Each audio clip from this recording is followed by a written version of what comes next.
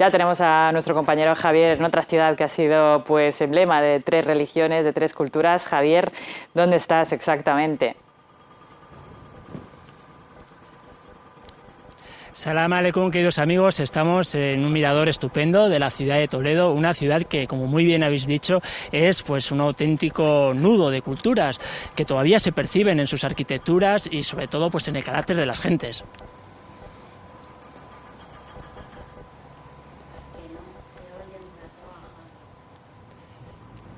Que nos está haciendo una pregunta. ¿Esma? Sí, tenemos un pequeño problema de... No se escuchó. Sí, cuéntanos, ¿con quién estás? Ahora. Y explícanos un poco qué es exactamente lo que se ve a tus espaldas. Muy bien, pues yo creo que esto nos lo va a explicar muy bien un guía oficial de esta ciudad. Se trata de Adolfo Ferrero. Bienvenido, Adolfo. Bienvenidos. Muchas gracias por atender nuestra llamada. ¿Qué es lo que hace a esta ciudad tan especial? Pues yo creo que lo que hace a Toledo tan especial es que Toledo está unida a la historia de España prácticamente como ninguna otra hasta el siglo XVI. Y lo es por dónde está ubicada. Toledo está en lo alto de un peñasco y alrededor del peñasco lo que hay es un río, el río Tajo, que está justo allá abajo, está metido justo en lo profundo de ese estrecho valle. Como decía Esma, nos preguntaba ¿qué es lo que se ve desde este mirador? Pues tenemos justo enfrente de nosotros el barrio judío. Todo el barrio judío, donde está, bueno, pues todo este pueblo estuvo asentado durante buena parte de la historia de la ciudad. Tenemos una de las sinagogas que se ve justo enfrente de nosotros. Al fondo se ve el monasterio franciscano de San Juan de los Reyes y toda la judería ella misma, en este oeste de la ciudad, por donde el río se vuelve a ir de camino hacia Talavera de la Reina y Portugal. Muy bien, hablamos de una ciudad inseparable de su río, una ciudad que la vertebra realmente el río. El río yo creo que es el alma de la ciudad. El río rodea 3/4 partes de la montaña y debido a esa protección que antiguamente era esencial que hace el río, aquí se asentaron todos los pueblos que han pasado por la península ibérica.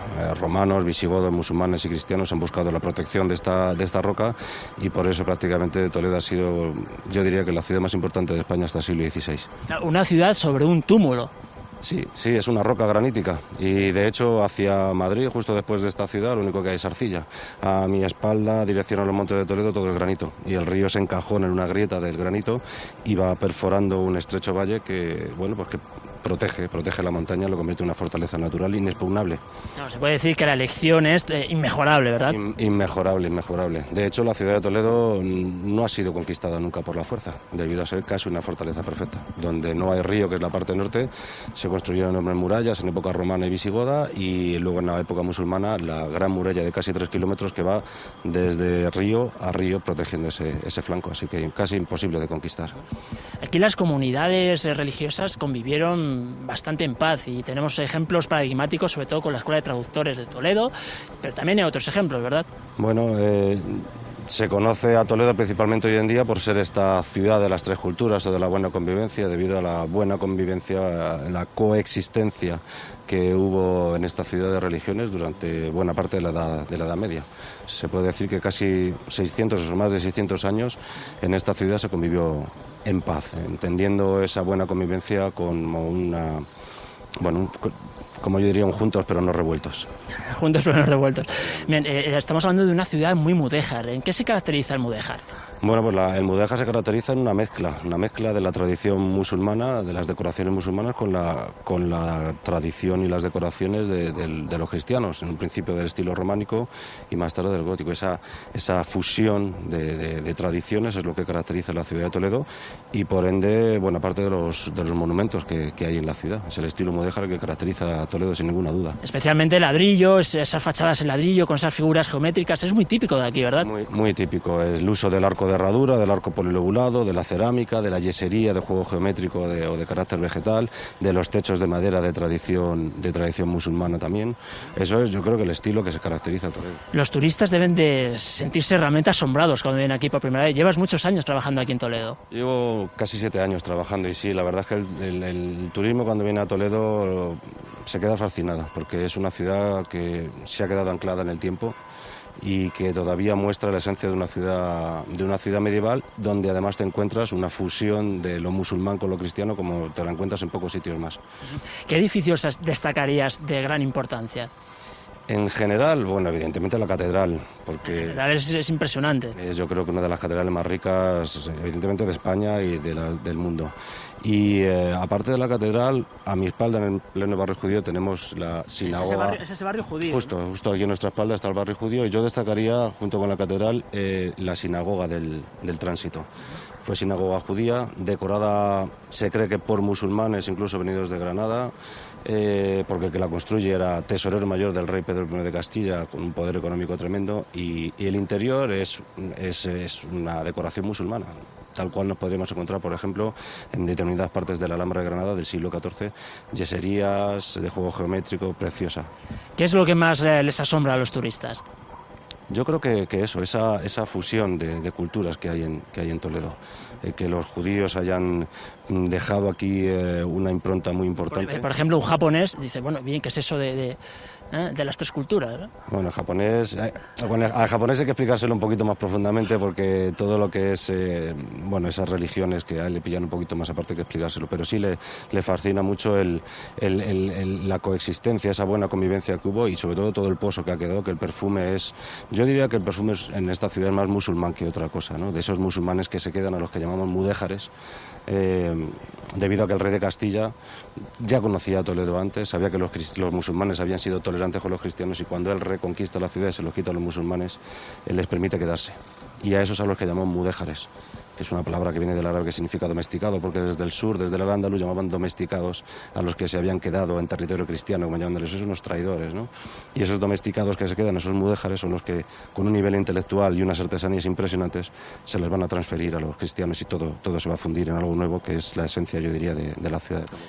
Muy bien, además tenemos una mezquita maravillosa, denominada de Bab Mardún, actualmente se conoce como del Cristo de la Luz. Es una mezquita de más de 1000 años de antigüedad.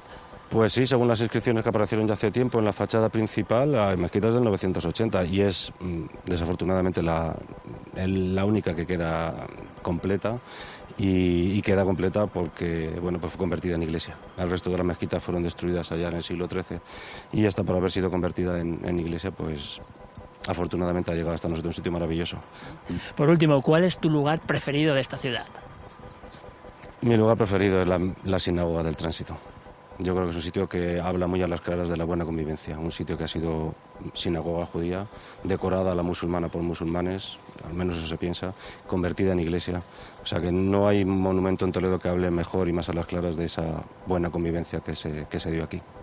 Muy bien, pues muchas gracias, Adolfo. Ha sido un auténtico placer compartir contigo estos momentos. Te deseamos lo mejor en esta estupenda ciudad, y nosotros pues vamos a dar paso a un vídeo que grabamos a propósito de la Escuela de Traductores de Toledo, todo un paradigma de convivencia. Os pasamos con este vídeo. Hasta pronto. Assalamu alaikum. La llamada Escuela de Traductores de Toledo es uno de los paradigmas más hermosos que se crearon en la antigua Al-Ándalus. Su origen es variado y dilatado a lo largo del tiempo, y responde a diferentes fases históricas. La ancestral ciudad de Toledo sirvió de centro difusor de conocimiento para toda Europa, en constante interacción, donde los sabios de diversas nacionalidades, de toda creencia y condición, se dedicaban al estudio de disciplinas científicas y sagradas, integradas en un conocimiento holístico de la realidad. Lo que hoy llamamos Escuela de Traductores de Toledo responde a la denominación de un fenómeno cultural que se produjo en esta ciudad entre los siglos XII y XIII. En realidad, la denominación no se incorpora a la historia hasta el siglo XIX. Es en ese momento un historiador francés, Aimable Jourdain, quien habla por primera vez de un collège de traducteurs. El término hace fortuna y llega hasta hoy. Llega hasta hoy arrastrando una cierta confusión, porque en el término escuela todos interpretamos que hay un centro con unas aulas, un director y una actividad docente. Esto no es así. ¿Qué ocurrió realmente entre los siglos XII y XIII en Toledo? Y esto que se ha dado en llamar Escuela de Traductores, ¿a qué responde realmente? Para entenderlo hay que remontarse un poco más atrás. Hay que viajar al Bagdad del siglo IX, a la corte del califa Al-Ma'mun, un hombre que se rodea de sabios, de científicos, matemáticos, y que manda a traducir del griego al árabe todo el saber clásico, desde Aristóteles a Platón, pasando por Galeno o Euclides, y lo pasa del griego al árabe. Ese saber queda instalado en la corte de Al-Ma'mun, en el siglo IX. De allí va a viajar a Córdoba, a la Córdoba califal. Se habla de la biblioteca de Al-Hakam II, con más de 400.000 volúmenes.